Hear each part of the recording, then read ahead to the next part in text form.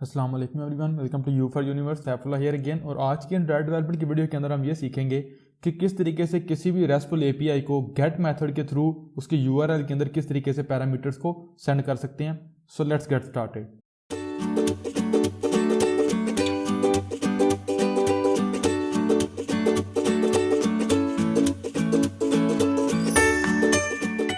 WhatsApp everyone, Saifullah here again with another video on Android development. और Android application को अपनी restful API के साथ कनेक्ट करते हुए आज की इस वीडियो में हम ये देखेंगे कि किस तरीके से हम राइट नाउ अभी तक हमने सिर्फ और सिर्फ डेटा को डाउनलोड किया सर्वर से, सर्वर की तरफ कोई भी रिक्वेस्ट या डेटा सेंड नहीं किया, एक्सेप्ट जो हमने लॉग इन किया था वो स्पेशल एक हमारे पास केस होता है। तो इस वीडियो में हम देखेंगे कि किस तरीके से अगर हम कोई डेटा जो है फिल्टर करना चाहें, डेटा सेंड करना चाहें अपने डेटाबेस को, सॉरी सर्वर को, तो वो किस तरीके से कर सकते हैं। तो आई थिंक सो आप लोगों को रेस्ट एपीआई के मतलब पता होगा कि अगर हम डेटा को सेंड करते हैं गेट मेथड के थ्रू तो वो बेसिकली हमारे पास यूआरएल में जाता है। इसके अलावा किसी भी तरीके से हमने डेटा सेंड करना हो तो वो फॉर एग्जांपल हमारे पास अगर पोस्ट मेथड होगा तो वो बेसिकली हमारे पास जो है वो बॉडी के अंदर जाएगा। तो मैं आपको थोड़ा सा डेमो दे देता हूँ इसका। फॉर एग्जांपल अगर मैं यहाँ पे आऊँ तो यहाँ पे हमारे पास हमारी रेस्ट एपीआई अगर आप देखें हमारे पास जेसन आइटम सीज का एंड पॉइंट है। अब यहाँ पे अगर आपने डेटा को सेंड करना है अपने गेट मेथड के थ्रू, जो कि हम इस वीडियो में करेंगे, तो उसका तरीका कार हमारे पास ये है। यहाँ पे क्वेश्चन मार्क है फॉर एग्जांपल, उसके बाद मैंने फिल्टर लगाया हुआ है प्रोविंस के ऊपर और फॉर एग्जांपल मैं ये वैल्यू पास करता हूँ।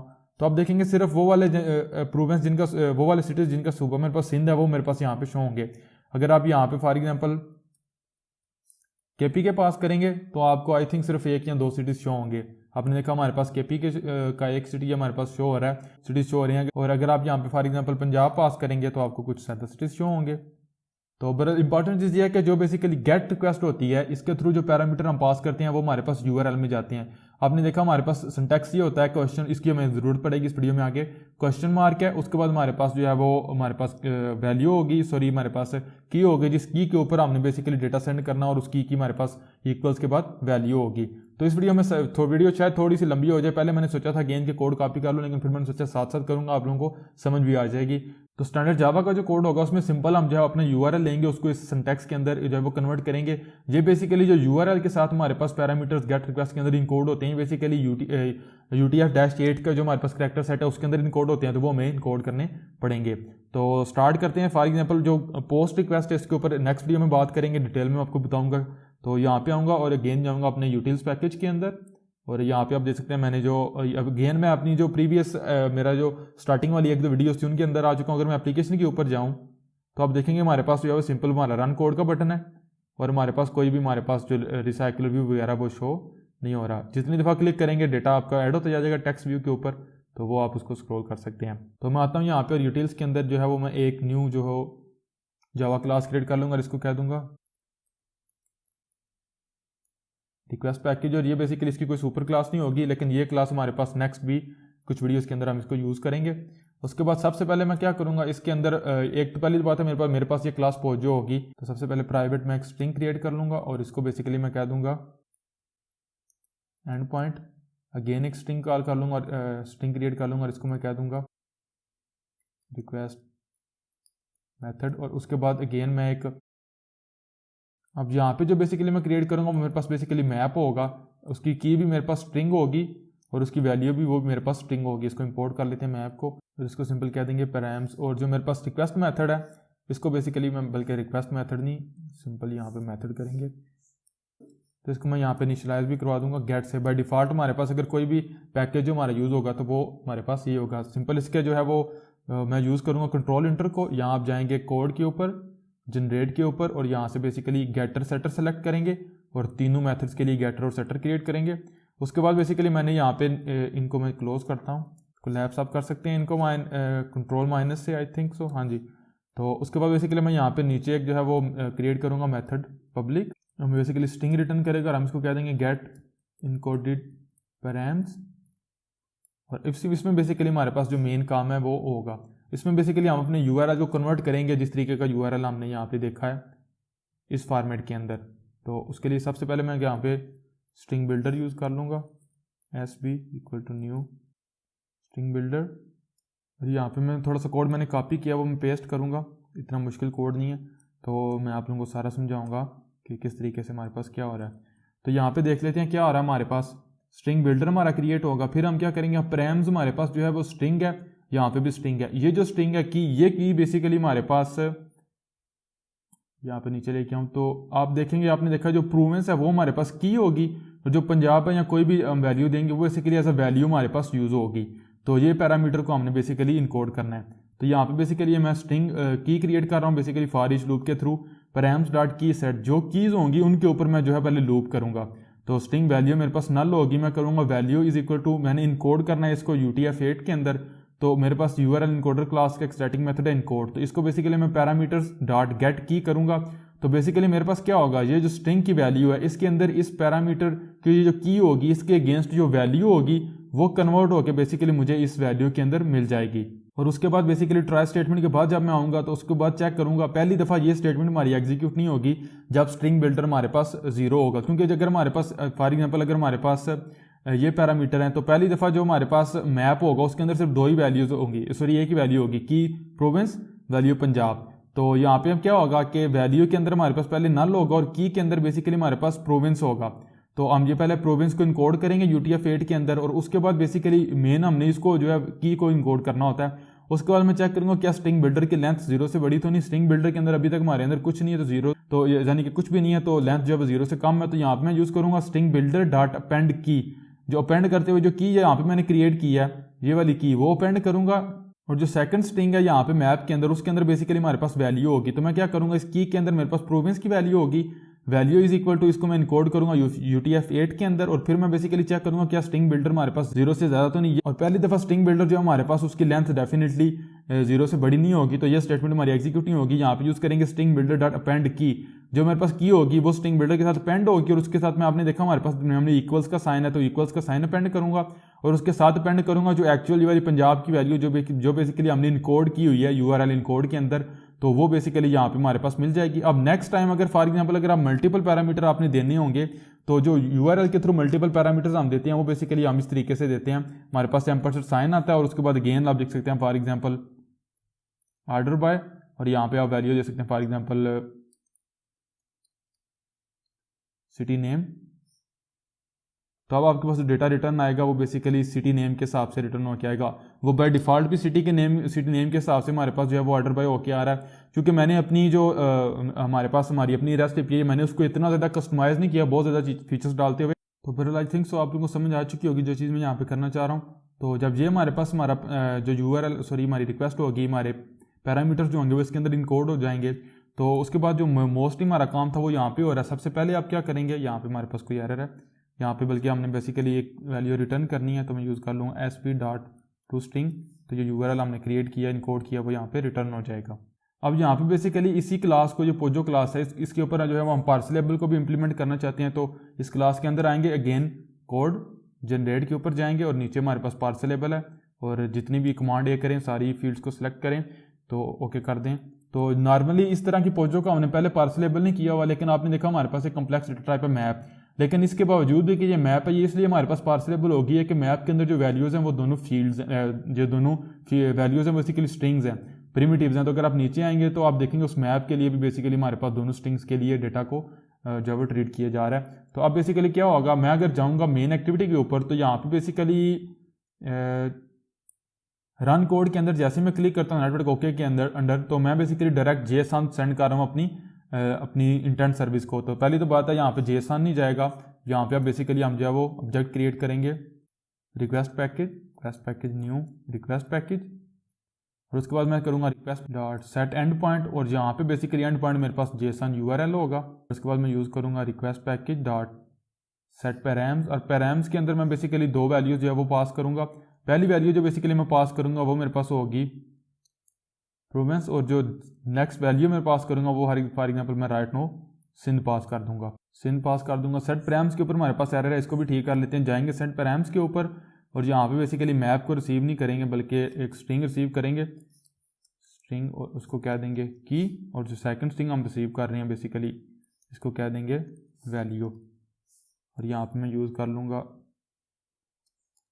This dot params dot put और की और हमारे पास वैल्यू। तो ये है कि हमें मैप सेंड नहीं करना पड़ेगा। तो ये हमारे पास कंप्लीट हो गया। अब अगर हम कोई भी मेथड डिफाइन नहीं करेंगे तो ऑटोमेटिकली जो गेट मेथड है वो हमारे पास यहाँ पे यूज़ होगा, तो हम मेथड हमने यूज़ ही गेट करना है तो उसको हम यहाँ पे यूज़ नहीं करेंगे। तो नेक्स्ट बेसिकली मैंने इसी पैकेज को, रिक्वेस्ट पैकेज को सेंड करना है एज एन एक्स्ट्रा। तो यहाँ पे बेसिकली मैं इंटेंट के साथ यूज़ करूँगा पुट एक्स्ट्रा को, और ये की बेसिकली होगी अब अगेन मुझे यूज़ करनी पड़ेगी माई इंटेंट सर्विस डॉट, और इसके साथ मुझे अब न्यू जो है वो एक क्रिएट करना पड़ेगा सर्विस अंडरस्कोर पैकेज। ये की मैं जनरेट कर लूँगा न्यू, और उसके साथ ही बेसिकली मैं जो रिक्वेस्ट पैकेज है वो सेंड कर दूँगा। तो ये की इंटेंशन एक्शन से क्रिएट कर लेते हैं, क्रिएट कॉन्स्टेंट फील्ड, और इसकी वैल्यू भी बेसिकली हमारे पास service underscore request underscore package होगी। ऑल दो वैल्यूज कुछ भी आप रख सकते हैं। तो ये जब हमारे पास हो गया तो अब बेसिकली क्या होगा कि यहाँ पे इंटेंट से बेसिकली मैं वो रिसीव कर लूँगा। URI की अभी मैं ज़रूरत नहीं है, ये रिमूव हो जाएगा। Request package intent dot get parcelable extra, और यहाँ पे यूज़ कर लेंगे सर्विस अंडरस्कोर रिक्वेस्ट पैकेज। तो ये हमारे पास आ जाएगा। अगर आप मोर प्रिसाइज होना चाहते हैं तो आप इसको यहाँ पे कास्ट भी कर सकते हैं, ऑल्दो इसकी हमें ज़रूरत नहीं है, वो ऑटोमेटिकली हमारे पास कास्ट हो जाएगा। अब यहाँ पे रिक्वेस्ट पैकेज आ गया, तो ये रिक्वेस्ट पैकेज ही बेसिकली अब मैं यहाँ पे डाउनलोड URL को सेंड करूँगा।